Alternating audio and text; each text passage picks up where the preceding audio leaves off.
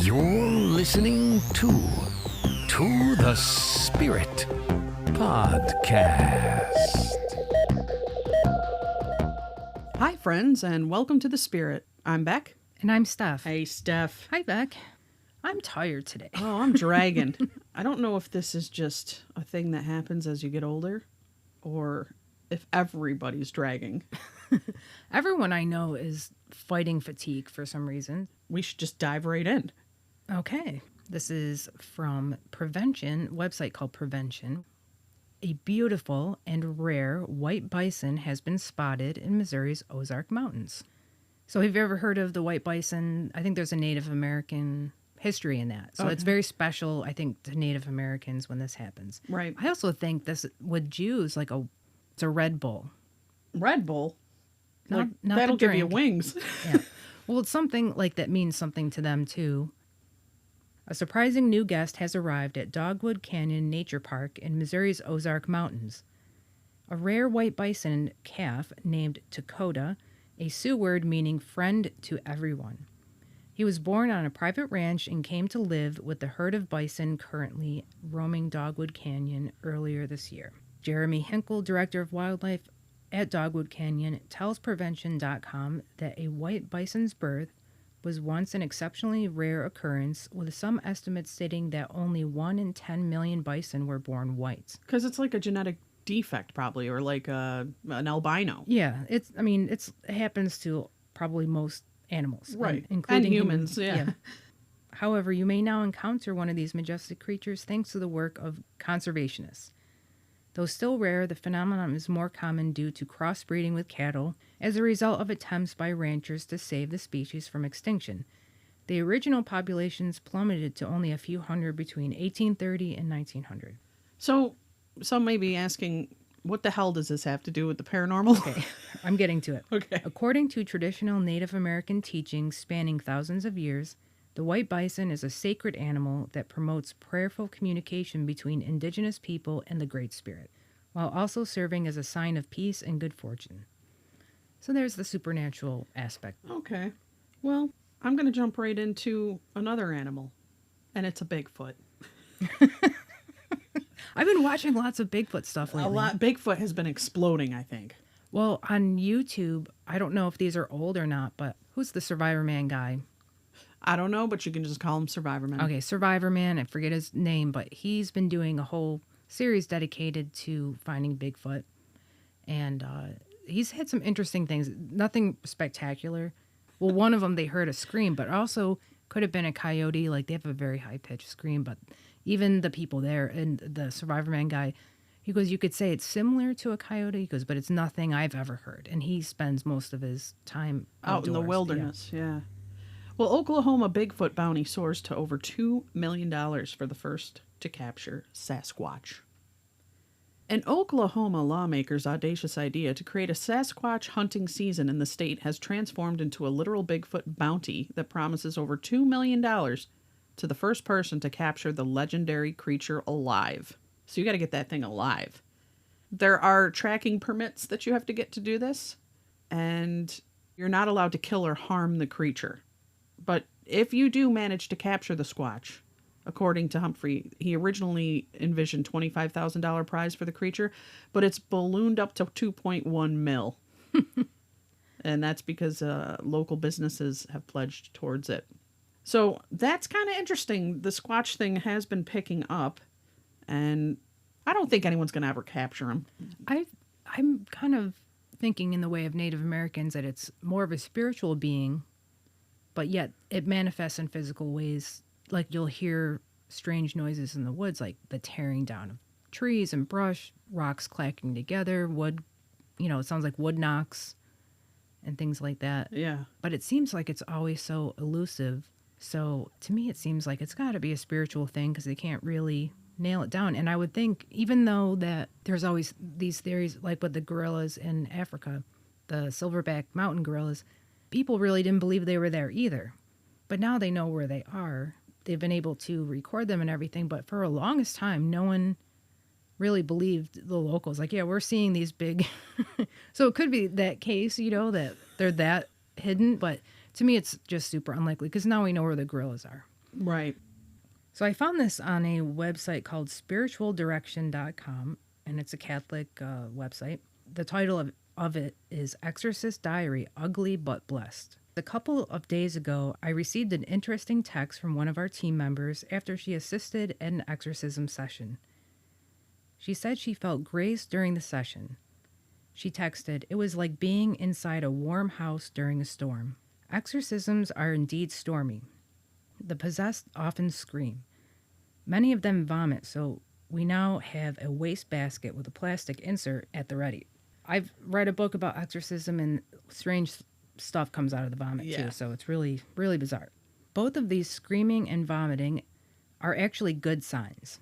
If the person screams during the session, it means that the prayers are very effective and the demons are screaming in pain as God's grace touches them. When the person begins to vomit, it is typically a sign that some of the demons are starting to leave. In the midst of all this ugliness, team members often tell me they walk out of a session feeling graced. Despite the ugliness, God's grace touches them in a quiet but palpable way. I must say it is the same for me. An exorcism is an ugly event. While I walk out of a session feeling drained, there's also a deep sense of God's peace. So I thought that was cool. I didn't really know that about exorcism, that the screams and the vomit are a good sign. I think it goes the same for food poisoning. Yeah. Former nunnery with creepy ghostly nuns is for sale, and this is coming out of mysteriousuniverse.org. A former nunnery in Logan, Utah, that has long been rumored to be haunted is currently for sale for $700,000. That's a nice low price. St. Anne's Retreat, also known as St. Anne's Nunnery, have you ever spent time there, Steph? No. Has a long history of ghost stories that includes pregnant nuns and even death. The 2.6-acre lot has 21 buildings and structures, 2 main lodges, 6 smaller cabins, a pool house, a playhouse, a generator house, and a swimming pool. I bet you wish you were at that one. It sounds beautiful, but the history that dates back to the early 1900s is rather dark. The property was owned by the Hatch family until they donated it to the Catholic Church in the 1950s, and then it was named St. Anne's Retreat, where nuns would spend their vacations. Oh, okay, so it was a vacation area. Okay. Then in the 1980s, it was turned into a youth camp until becoming a privately owned property in the early 1990s. The location made headlines back in 1997 when 3 security guards held trespassing teenagers at the bottom of the pool with shotguns pointed at them while they were restrained and tied by their necks. The hell kind of security guards are these? There are several legends regarding the history of the nunnery. The stories include a pregnant nun, but the rest of the story has different variations, as one version of the nun left the retreat to raise her baby. The other version stated that the child died and the nun drowned in the pool while attempting to escape. Look at the picture of that nun. It's scary. It's not the real nun. No. Another legend includes 2 nuns who were fighting, and one of them pushed the other into the empty swimming pool where she died. The deceased nun allegedly haunted her killer by banging on her door during the night and laughing. When the killer nun would look outside, she would see the apparition of the dead nun with red glowing eyes. Another version of the story includes a man who attacked a nun and drowned her in the pool before attacking others. Some believe the tale that numerous nuns conducted their own abortions and buried the fetuses beneath the pool, which is why disembodied cries can sometimes be heard in that area. It's important to mention that none of these legends have ever been proven. There have been reports of a ghostly female, possibly a nun, wearing all black and wandering the grounds, while others have witnessed the ghostly entity walking around with 2 Doberman pinschers with red glowing eyes. Oh my God. There's even an alleged curse that if a firstborn son witnesses the ghostly nun, he will soon die. Additionally, paranormal activity includes people feeling sudden cold spots on the grounds, especially near the pool area. Those who have walked through the woods at night have heard disembodied sobs. Others have heard unexplained snarls and barks, in addition to feeling like someone was watching them, especially along the riverbank. I think that any of that is possible because it's obviously happened before, but those stories are kind of like all over the place. But I'm going to guess that there's some level of truth to it. And, yeah, there's probably an underlying... I bet you Yeah. they do hear these things, but then they wildly go like, oh, there was a nun, and she had a baby and buried it under the pool. I mean, come on. Are you ready for another story? I'm always ready. Okay. This is coming from CBS News. A man says he was stunned to look out to sea from a village in Cornwall in southwest England, which I've been to Cornwall, so beautiful there, and see a giant ship seemingly suspended in mid-air over the water. It wasn't his eyes deceiving him, but a rare weather phenomenon that causes an optical illusion more often seen in the frigid Arctic. BBC News meteorologist David Brain explained that what David Morris had captured with his camera lens wasn't levitation but a superior mirage caused by conditions more typical in the Arctic region than off the southern English coast. Superior mirages occur because of the weather condition known as a temperature inversion, where cold air lies close to the sea with warmer air above it. Since cold air is denser than warm air, it bends light towards the eyes of someone standing on the ground or on the coast, changing So basically, how distant object it's appears. a mirage. It's a mirage, but it looks so cool that you wouldn't think. You'd think you're seeing something. Oh, yeah, it looks like a floating ship. Yeah, Like it's hoverboarding over the ocean. yeah, but it looks real. It looks like it's really high. It does. Above It the looks, ocean. I don't know, that looks like 30 feet up in the air. Yeah, like that's a pretty. I've never seen a mirage. Have you? No. I've seen like when it's really hot, kind of like a silvery, Yes. like melty look off in the distance, as far as you can see down like a flat road, and then when you get to it, it disappears. Yeah, I've seen the heat coming off the pavement, which creates like the steamy look. Teen in Ghana stricken by magical ring. A teenager in Ghana nearly lost his finger after he put on a friend's purportedly magical ring and then found that the cursed object would not come off. Emmanuel Otabil was playing video games with a couple of companions and spotted the intriguing jewelry on a table. For reasons he can't explain, the young man immediately felt compelled to put the tempting piece on his finger. Alas, unbeknownst to him, the object was what is known in Ghana as a Sakawa ring, and it was made for spiritual practices, and as such, allegedly possessed some kind of supernatural characteristics. Odabel came to realize the curious properties of the ring when he woke up the following morning and felt sick. Attributing the illness to the odd ring, the young man attempted to remove it, but found that it was firmly stuck on his finger. My friend came and used a hacksaw blade and pliers, but was only able to cut part of it, and the rest started entering my flesh. With the ring seemingly starting to consume the young man's finger, an understandable panic swept over the community as no one was able to figure out how to get the piece off, and the original owner of the object explained that only the blood of a newborn baby would allow for the jewelry to be removed. Of course. Fortunately, a spiritualist eventually arrived on the scene and solved the matter using unexplained some kind of sorcery. When Odabel recovered from his painful ordeal, his mother attempted to return the magical object to its original owner. However, as one might imagine, they were not too thrilled by the fact that their once pristine ring was badly damaged from the attempts at removing it from Odabel's finger, and as such they demanded a new piece. Strangely enough, this is not the first case of a magical ring getting stuck on a young man's finger in Ghana, as an eerily similar incident unfolded there 5 years ago. Well, I would have told him, stop eating salty potato chips at night. Right, and I would have said, squirt some dish soap on there. Or some butter. And so, Put some butter on that. but the blood of a newborn baby could work too. Yes, it's because it's extra slippery. I'm surprised it's not the blood of a newborn albino baby. Right. You hear about the albinos in Africa? They get sacrificed because Probably because they look strange. You know, feel bad for them. yeah. I feel bad for any albinos in general. I mean, that's a hard knock life. There's so many different weird.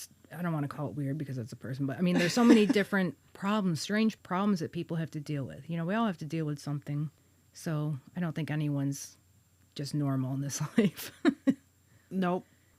Magical amulet decoded.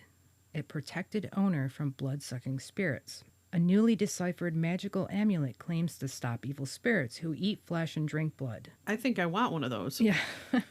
About 1,600 years ago, the Mandians, never heard of Mandians. You sure it wasn't Mandalorians? Nope. It wasn't the Mandalorians. Oh, gosh. Okay. Who have lived in southern Iraq and Iran for millennia, wrote the incantation onto a lead amulet in their language, Mandaic. When unfolded, the amulet looks like a long, thin piece of lead. The discovery could shed light on the Mandaean religion, which is complex and blends together several beliefs. Both John the Baptist and Archangel Gabriel are both important figures who practice the religion. I don't know what that means, saying St. Michael the Archangel practiced a religion. I don't think they're... Maybe Or- it's that old. I don't know. I think it's that the religion had those two people in it, maybe in that way. I don't know. That's weird, yeah. Modern day Mandaeans often ritually immerse themselves in water as a form of purification, and they follow a pacifist philosophy in which violence cannot be used even in self-defense. According to the deciphered text, the amulet was meant to protect a man named Abia from blood-drinking spirits and a demon. In the name of life, may there be health to the spirit and soul of Abia, the son of Mahua, the translated text says. The amulet calls on Gabriel, who is the angel of the gods, to throw down, bind, strike, kill, and fetter the demon. It also calls on Gabriel to stop spirits who eat flesh and drink blood from hurting Abia. From the sons and daughters, may a great voice, healing victory, sealing protection, and sealing be to the body and spirit and soul of Abia, the amulet says. It's not much different than like Catholics get their little medals to protect, protect themselves. Except this thing is drinking blood. It's very specific. Yeah. My medals, it's for all types of evil. It doesn't have to have a whole written specific. It's just Oh, well, see, that's the all types problem. of evil. You need specifics. You need to have a whole chain of them hanging off your neck. One for blood, one for teeth and nails, one for hair. I've got an Ohio cop that encounters a ghost girl. In an odd story out of Ohio, a police officer may have encountered a ghost as he was responding to a report of a seemingly out-of-place little girl wandering around late in the evening. According to a local media report, people living in the city of Mentor have been captivated on social media over the last few weeks as multiple residents have shared home security footage of an anomalous white form that can be seen quickly traveling across the sidewalk. Okay. As one might imagine, speculation in the community is centered around whether or not it was an apparition, and it would seem an appearance by the curious figure ultimately wound up prompting a call to the police. But their investigations only made matters all the more mysterious. A concerned resident phoned the Mentor Police Department back on March 10th around 11:40 p.m. with a rather weird report. I was surprised by what I saw, explaining that they noticed a person near an area elementary school who resembled a small girl but was running rather erect and too quickly for a child. Eerily, when cops arrived on the scene to investigate, one officer actually saw a youngster matching the description provided by the puzzled caller. However, when he exited his patrol car to tend to the tot, the child was gone. Certain of what he had seen, the cop continued looking for the little girl, but she was nowhere to be found. To their credit, the Mentor Police Department took the matter very seriously and enlisted the help of several other officers as well as a canine unit and even a drone to search the area looking for the child, but the exhaustive effort proved futile. Chillingly, when the cop who had originally seen the little girl went back and checked his dash cam video, the youngster did not appear on the footage. The perplexing incident would appear to bolster the belief of some residents that there's a ghost child roaming the streets of the city. However, other people in Mentor are not as convinced, insisting that the apparition is merely the case of mistaken identity or perhaps the work of a prankster. They have all that doorbell footage. Yeah. It could be a prankster, but that's, I don't know. There's weirdos everywhere. Like you said, there's all sorts of weird shit going on. Maybe, you know how every generation has... generation. Cultures come and go, and, you know, there's differences between a few hundred years ago than there is today, belief systems. So, like, look at modern day belief systems. The whole diet and exercise trends, like, think of the 80s, remember the speed walkers? Yeah, man. So this is what I'm thinking is, like, maybe it's a ghost of a speed walker. That's It's standing some, like, erect. suburban mom. But she's a child. It was a child height. Well, you know, I don't know, but She's I'm just a little saying, person speed walker standing very erect. maybe it was a mom and child, a daughter. They were speed walkers together. But then they got separated. Or they got hit by a car and the daughter died and now she's speed walking. Okay. These are modern ghosts. We have to, it changes with the times. Modern 80s speed walker ghosts. Okay. All right. I used to go speed walking with my neighbors. Did you have the armbands and the headband on? I might have. I don't remember because remember what the leg warmers Yeah, were really. the flash dance. Yeah. Like, were they like the bright neon colors? And it's the most ridiculous thing you've ever seen because runners look amazing. They're so athletic. You know, even if you don't look athletic and you run, I'm still very impressed because I don't run whatsoever. Right. So I had a neighbor, Bonnie, and she'd be like, ready to go speed walking? And yeah. Did you do the weird hip shake when you... Yeah, it was like your elbows are tight to the sides of your body and you just kind of do this fast walk and you look ridiculous. And I used to think, I'm going to get in shape. Man, if I saw a ghost of a speed walker, I'd be freaked out. Dark Watchers have been spooking California hikers for centuries. What are they? Did you ever hear of Dark Watchers? I've heard of the Watchers, but not Dark Watchers. Okay. Enormous, shadowy figures in hats and cloaks have haunted the California coast for more than 300 years. Ooh. What are they? For hundreds of years, people have looked up at the hazy peaks of California's Santa Lucia Mountains at sunset and seen tall, cloaked figures staring back. Then within moments, the eerie silhouettes disappear. These twilight apparitions are known as the Dark Watchers. Shady, sometimes 10 foot tall, 3 meters, men bedecked in sinister hats and capes. They primarily appear in the afternoon, and according to a recent article on SanFranciscoGate.com, it's sfgate.com, visitors to California have seen them perched ominously on the mountain tops for more than 300 years. When the Spanish arrived in the 1700s, they began calling the apparitions, forgive my Spanish, Los Vigilantes Oscuros, literally the Dark Watchers. SF Gate managing editor Katie Dowd wrote in the article, and as Anglo-American settlers began staking claims in the region, they too felt the sensation of being watched from the hills. One famous observer who felt the presence of the Watchers was the American author John Steinbeck. In his 1938 short story Flight, a character sees a black figure leering down at him from a nearby ridgetop, but he looked quickly away, for it was one of the Dark Watchers, Steinbeck wrote.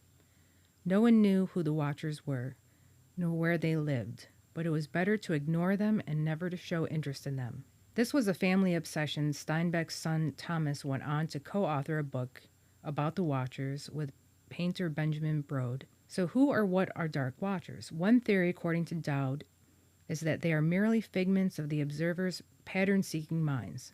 In other words, it's a classic case of pareidolia, a psychological phenomenon in which an observer's brain finds patterns or significance in a vague or random image.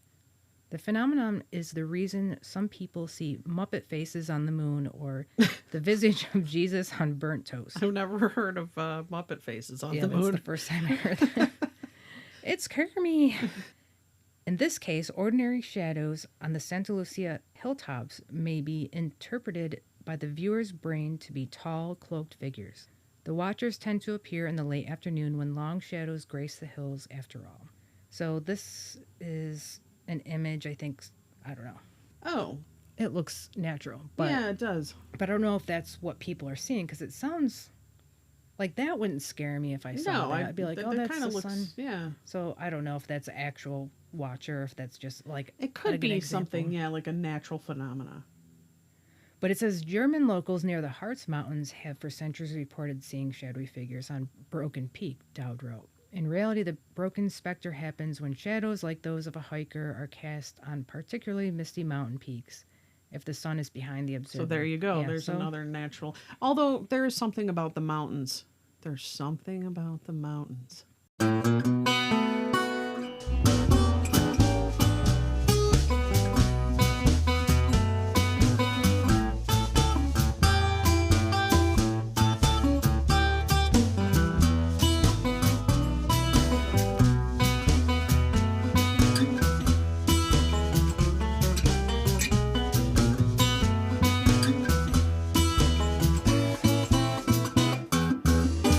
So, Steph, do you remember the creepy clowns? Yeah. And it was like a craze that swept across the globe. It's like where people were dressing as clowns and like hanging out in weird spots to freak people out. Yeah, well, now it's happening as plague doctors. And the plague doctors have cropped up in multiple communities throughout England over the last few days. The strange spate of sightings seemingly began in Scotland earlier this month, where a young man wearing the creepy costume caused something of a stir in several towns until police caught up with him and advised him to stop scaring people. And that particular reign of terror may have come to an end, but it unleashed this wave of plague doctors across the UK. It's right for the times, though, with the COVID. But I don't think I'd want to see an unknown person wearing an all-black clothing, a cape, and a black mask with a large beak similar to a crow coming at me. Why did they wear those back then? Do you know? They thought that if they stuffed herbs down into that it would kind of create a barrier from them getting the plague. I wonder what herbs they used. I think it was Montreal steak seasoning. McCormick? Of course. It's the best. Remember, you showed the video, or an audio, but it was a video. We heard it. You played it on the podcast when it was about, I don't know, it was a military person or government person talking about UFOs. Yeah. And then something came up again, I think, about it. Another country, another one. Well, did you know in the latest stimulus package that they put out part of that money towards outing the UFO stuff? Yeah. And I was like, wow. I don't think they're going to follow through on it, but yeah. You wonder where that money actually went. Right. I know. Just an excuse to put something out there. It's amazing that with the money that they put out there, very little of it went to COVID relief. Ex-UFO Pentagon program chief outlines compelling UFO theories and unique vehicle characteristics. The former UFO program chief at the Pentagon, which I didn't know that there was one, his name's Luis Elizondo, detailed the 3 leading theories on where UFOs originated from and the 5 defining characteristics of UFOs that break the U.S.'s current understanding of the laws of physics. The Pentagon has presented 3 potential theories on the origin of UFOs. The first, highly unlikely theory, purports that UFOs are secret U.S. technology that has flown under the radar due to lack of communication between government agencies. The second theory speculates that UFOs are foreign adversarial technology created without the intelligence of the U.S. government. This would be a huge intelligence failure of the United States because we've been technologically leapfrogged, says Elizondo. Elizondo stopped short of concluding that UFOs could be alien technology when discussing the third and final theory. If it's not ours and it's not another country, well, then it's someone or something else. They know this. I know. I always feel like this is the last, when we hear these articles about UFOs, it's very watered down stuff. The thing is if the U.S. would just come forward and be the first to drop this, we would remain the world power. Because whatever country comes forward and starts talking about this openly and admitting it, they're in the know, man. So we're seeing it bubbling up now, right? We're seeing it coming to a head. We're seeing articles. We're seeing the UFOs blatantly showing up in the background of newscasts. Mm-hmm. I'll end that there. A spooky image circulating online shows an eerie figure lurking over the bed of a child, and the youngster's grandmother suspects that it's some kind of sinister entity. The unsettled woman, who prefers to remain anonymous, according to her, the weirdness began when she noticed that her 2-year-old granddaughter was talking to some unseen person on a fairly frequent basis. These puzzling conversations initially sounded innocent until one night she heard the girl telling the visitor to go away. That worrisome moment inspired the grandmother to set up a baby monitor in the girl's room to see what's going on behind the strangeness. As one might imagine, she was deeply unnerved when she later looked at an image captured by the camera and saw what is unquestionably a figure of some kind lingering near her granddaughter's bed. She insists that there was no one in the home who could have been mistaken for this odd interloper at the time, and the photo is not manipulated in any way. And the woman went on to note that the demonic appearance of the entity, which seems to sport horns and claw-like hands, in addition to this incident, the grandmother claims that there has been a considerable amount of paranormal activity in the home, including cabinets opening on their own and disembodied voices being heard. Now, the family attempted to cleanse the home by burning nettle, salt, and Palo Santo, but this agitated whatever was in the residence. And although the presence in the residence has left them understandably uneasy, the grandmother believes this is not necessarily evil, but she gets the impression it simply wants their attention. Should that be the case, it most certainly accomplished its goal by the way of its chilling appearance on the baby monitor. And here's the thing.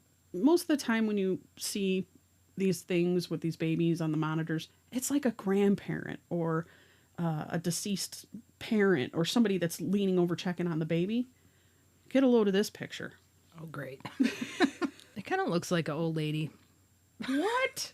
That's scary looking. It's scary, but I mean, I hate to say it, but it kind of reminds me when you go into a nursing home, the way that like an old person stands because they're so weak. I don't know. That is scary though, period. I know. If I saw that walking across the room to my baby's or my grandchild's crib, I'd have a heart attack.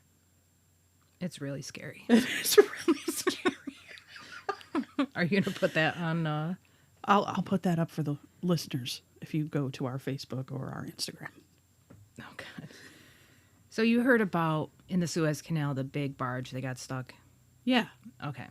It says Ramses' revenge, Suez Canal chaos, and 2 other disasters in Egypt blamed on Pharaoh's curse over a plan to move Ramses II's body. Oh, so this is why, huh? It could be. A series of unfortunate incidents in Egypt, including the Suez Canal chaos and a train crash that killed 32, have been pinned on the so-called curse of the pharaohs by superstitious social media users.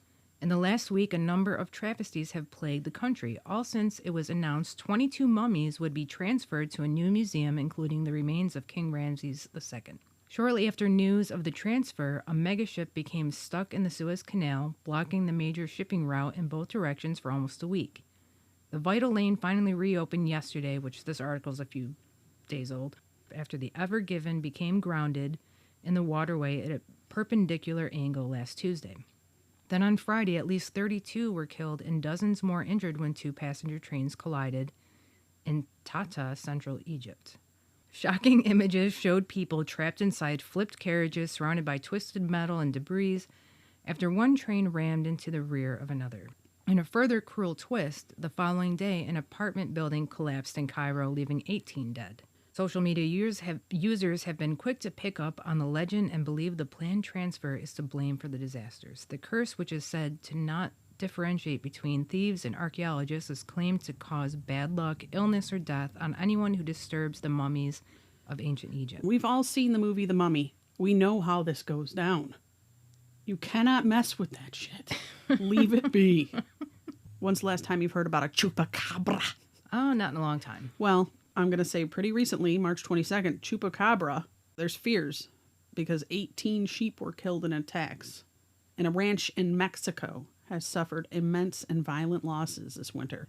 Channels are reporting that the mythical chupacabra is behind it.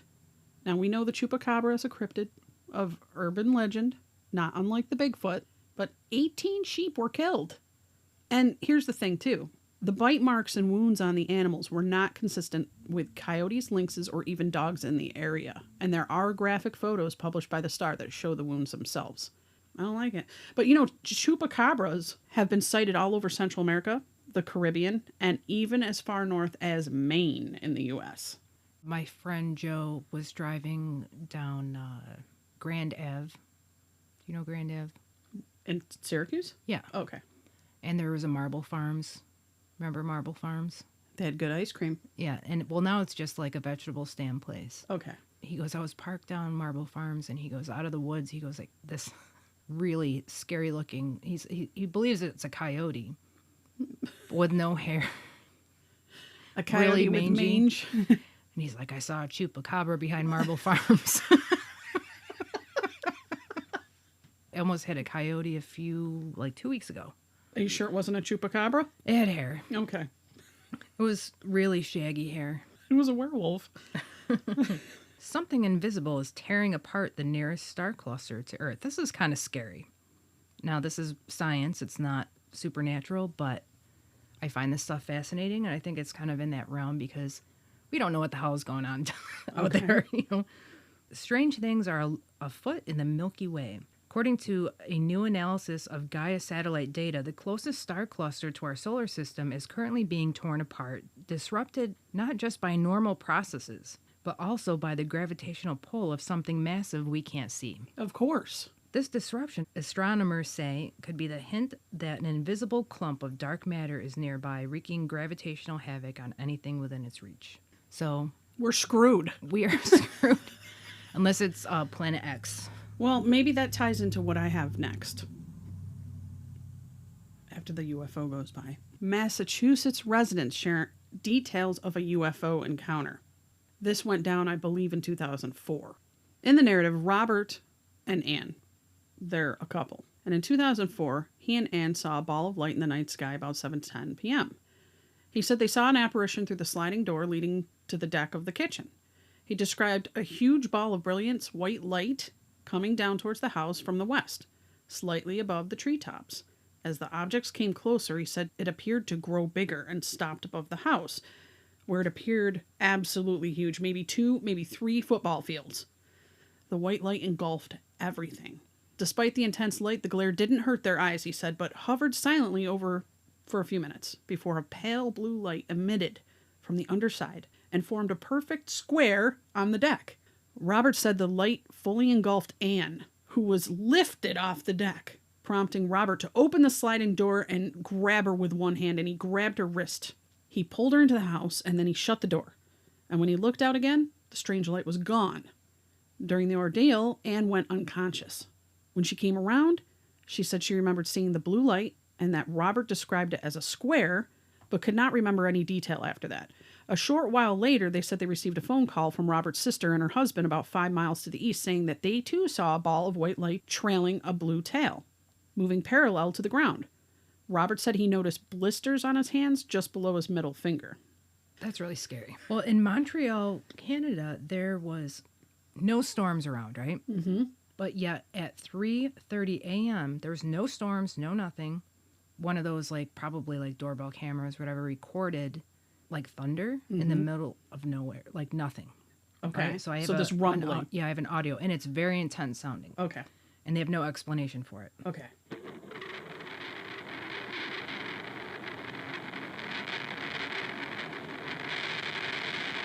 What the hell is that?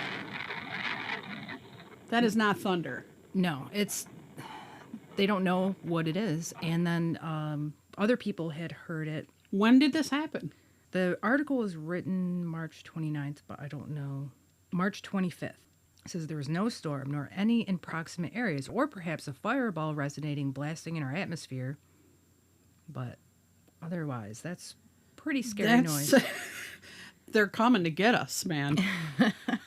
Well, I have a report from March 29th, I think that's the same day, that a merman and an aquatic humanoid was reported in the Caspian Sea. And there's been 2 recent rumors that the government of Iran has launched an investigation after several sightings of the merman by fishermen in the Caspian Sea. There's been recent interest in mermaids, and if there's a possibility in some capacity that these are actually living creatures. After several years, residents of coastal areas around the southern and southwestern Caspian Sea have been reported seeing amphibious creatures resembling a human being. In March 2005, an eyewitness account from the crew, the creature was swimming parallel near the boat for a long time. At the beginning, we thought it was a big fish, but then we spotted hair on the head of the monster, and his fins looked pretty strange. The front part of his body was equipped with arms, said the captain. Back in Azerbaijan, nobody took his story seriously. It sounded ridiculous to those who thought that the guy must have been drunk. But shortly after the publication of his interview, the offices of the Iranian paper got flooded with numerous letters from the readers that claimed that the story was yet another piece of evidence proving the existence of the man of the sea. The readers pointed out that many fishermen had repeated seeing that strange creature at the sea and on the shore after the seabed volcanoes in the area had come to life in February, and offshore oil production operations had intensified in the Caspian. His eyes are large and orbicular. His mouth of the creature is fairly large. His upper jaw is prognathic, and his lower lip flows smoothly into the neck. His chin is missing, but here we go. That looks fake. You think so? Yeah. But do you doubt that there's something down in there? I don't know. I've never been into mermaids and stuff. But they've been reported. Yeah. You know, there's been documentaries and people are into it. I mean, there is a newscast here that has more video footage. It looks kind of like... Don't doubt the merman stuff. You have fears of shark attacks? Imagine the merman coming to get you. Statue of Christ allegedly weeps at priest's funeral. He looked like he was alive. A viral video from Jalisco, Mexico parish depicts a statue of Christ allegedly weeping at a priest's funeral. Faithful at Our Lady of the Refuge parish in the city of Guzman, Jalisco, Mexico, witnessed the statue weeping at their pastor's funeral. The church confirmed the priest's death on Facebook. The person who took the video said, "I approached the Lord of Miracles," that's the name of the statue, "to ask him to send me the relief of my knee," the woman begins. "I turned to see his face so that he could see me, and I see tears flowing from his eyes. I was left with the impression that the miracle that I saw in his eyes, in his heart, that he is with us and is sad because our father, the priest, has left us. But he tells us with his tears that he is with us." So that's her interpretation of it. But I guess everyone started freaking out in the church, getting up out of their pews, and then everyone started filming it. And it's become a huge event now down there. But the church remains obviously neutral at this point until they can figure out what's going on. Right. I think we really need to talk about this one. It's been circulated. I think a lot of people have been talking about it, but we need to talk about it. Lil Nas X. Oh, yes. He released Satan shoes. And he has set the internet on fire. Rapper Lil Nas X released a signature Satan-themed sneaker that promptly set the internet on fire. The shoes are black and red with laces that feature an upside-down pentagram. The phrase Luke 10:18 are found along the side, a verse from the Bible that reads, "He replied, I saw Satan fall like lightning from heaven." But that's not all. Each shoe contains a single drop of human blood in the sole. It's mixed with red ink so it sloshes around when you walk. Exactly 666 pairs were produced. Unsurprisingly, the sneakers set off a huge buzz online, selling out within minutes. But they've also generated a firestorm of criticism from high-profile politicians, celebrities, and faith leaders who argue controversy represents a fight for the soul of our very nation. The shoe is only part of the story here. The announcement was cleverly coordinated with the release of Lil Nas X's latest music video, which depicts the young rapper first in a Garden of Eden-type setting, before he descends into hell and proceeds to seduce and kill Satan and assume his throne. It's certainly controversial imagery, but Lil Nas X has gone on to explain why he chose to make the shoes and the music video. In his words, they represent personal statements of defiance against religious voices that have spent decades telling him and many other gay people that they are going to hell because of their sexual orientation. All that said, critics don't seem to care much about the intent behind the imagery. Their position is that evil is evil, and the Satan sneaker represents a threat to children and even to America's soul. The South Dakota Governor Kristi Noem weighed in, framing the shoes as part of a much larger battle against dark influences on our children. Many churches caught wind of the release too, and Pastor Greg Locke of Global Vision Bible Church Mount in Juliet, Tennessee explained, "A bunch of devil-worshipping, wicked nonsense pentagram wearing on your tennis shoe 666. You think I'm going to stand for that? You lost your mind. Bunch of Satanism, bunch of wickedness, bunch of devilism, bunch of demonism, bunch of psychotic wickedness." One pastor even made room in his sermon to project a picture of the shoes on the wall and warn his congregation about them. The entire incident is reminiscent of the so-called satanic panic of the 1980s and 90s, where everything from heavy metal music to the role-playing game Dungeons & Dragons was blamed for society's alleged moral decay. However, there's one major difference between now and then. Social media allows these controversies to spread at amazing speed. Perhaps the release of these shoes on Palm Sunday helped to play into the outrage, but by Monday morning, it was all the internet could talk about. To recap, supporters of Lil Nas X argue that this is what art is all about, pushing boundaries and making people re-examine their priors. Critics claim it's a dangerous publicity stunt that seeks to drive people, especially children, away from faith. It's worth pointing out that the company behind the shoes released similar Jesus shoes back in 2019, featuring a cross hanging from the tongue and soles filled with holy water straight from the Jordan River. Did you know about that stuff? No. Lil Nas X also articulates precisely why he decided to take back the satanic imagery that had for decades been used to scare gay members of the church and use it for his own work. What do you think? Should artists consider the sensibilities of their audiences when making artistic choices, or is art intended to push boundaries? I'm not going to be an art critic, I don't know what it's supposed to be or not. I like beauty. I don't think it's beautiful, but people make things that other people don't like, so I don't have a problem with actual shoes that have satanic symbols. There's tons of other things that people wear on their t-shirts and stuff. That's their issue. But I don't know about the blood, right? But it's the blood thing. Where did the blood come from? Whose blood is it? And maybe they just put like a tiny speck of it, but still, where did it come from? Where did it come from? And to me, that's like disgusting. And it did say human blood, right? Yes. Even if it was animal blood, it just seems like they're being profane. It's like the people that make crucifixes and stick them in like in a cup of urine and then it's on display in a museum and they call that art. I would disagree with that. I think it's not art, but then again, like that type of art is in a community of its own. So maybe they can appreciate it for some other reason. But I think it's more to be profane to like stir up than actually anything else. Has there been any follow-up to this? Oh, yeah. There was a lawsuit by Nike, and so they had stopped the production of them. So that's all I know so far. I don't know, it's got to go further, I think, to see if there's going to be a bigger lawsuit over that. But obviously, it's like taking Nike's brand and then Satanifying it. Yeah, I think that it's because they don't want to ruin their brand, Well, they only want the blood of the sweatshop workers in their shoes. They don't want... So, before we close, I do want to wish everyone a very early Monday, May 3rd, happy National Paranormal Day. I didn't know there was a National Paranormal. I had no idea either, but I'm prepping us. I might say it a few more times before we get there. Just before May the 4th. May the 4th. May the 4th be with you. May the 3rd, the paranormal... Not... You don't want that with you.